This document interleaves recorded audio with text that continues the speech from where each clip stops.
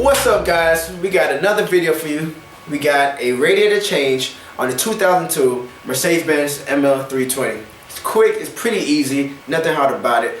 You know, like the video, of course, share the video if you can, subscribe. Of course, always got more videos coming. Hope y'all good. Take it easy, link me up.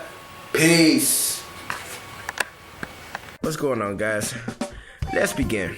Now, the upper radiator support is held by 13mm bolts. In order to fully access all 13mm bolts, you have to remove the headlight assembly itself. The headlight assembly is held in by 3 10mm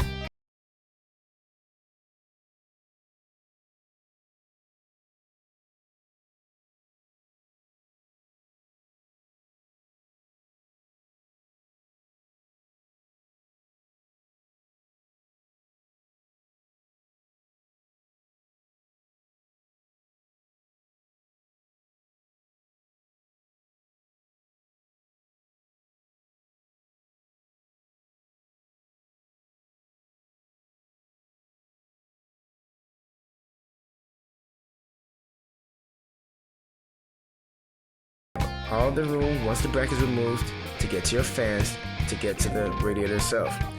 Now, don't forget there's an upper return line on top of the radiator that has to come off. So as you can see coming up, you have to remove that right there. Just remove it and you'll be good to go. Now, there are 10mm bolts that holds the fan assembly on. Remove the 10mm bolts from the condenser. Disconnect it from the harness and put the fans aside, safe, so you don't step on it, fall, break the fans. Then you would want to lift the condenser off of the brackets for the radiator. You don't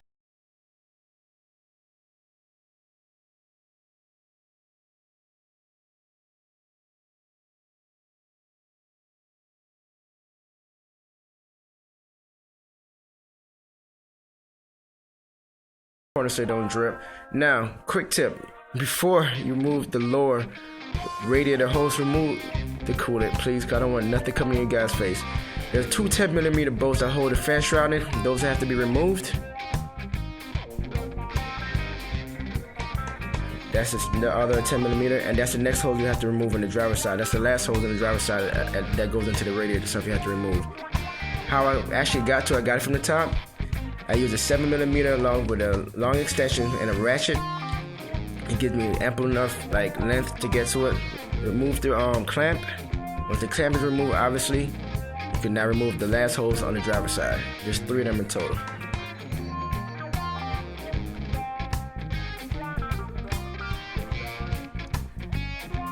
Next step, remove the fan shroud. The reason why you have to remove the fan shroud because you have to get the transmission lines on the passenger side. Now, the transmission lines itself, there's a 119mm bolt right here, and that's a 16mm nut. Remove the 19. The 19 has 2 washers on it. Make sure you don't lose the washers because you will have a transmission leak. You don't want that. So they set the border side along with the 2 washers. Then proceed to remove the bottom line with a 16mm open head wrench. Let's pop that off.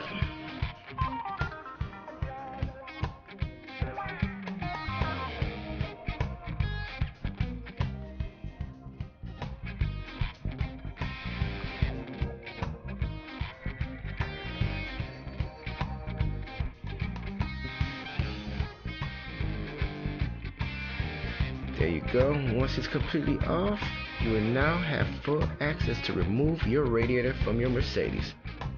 You just fish it out a little bit. The condenser, the AC line is kind of getting away, but you can fish it out. It pops right out. Now, as usual, in order to reinstall it, just repeat the process. You'll be good to go. By the way, with this type of cooling system, you will have to bleed it because it traps air. So make sure you bleed it, get all the air out of the system, so you don't have another overheating issue. And also, don't forget, you remove the power steering line and the transmission line. So check your fluids before you start your car. Make sure everything's topped off before you start it, and you should be good to go. As usual, hope this helps out a lot. Take it easy. Subscribe, like, share. Peace.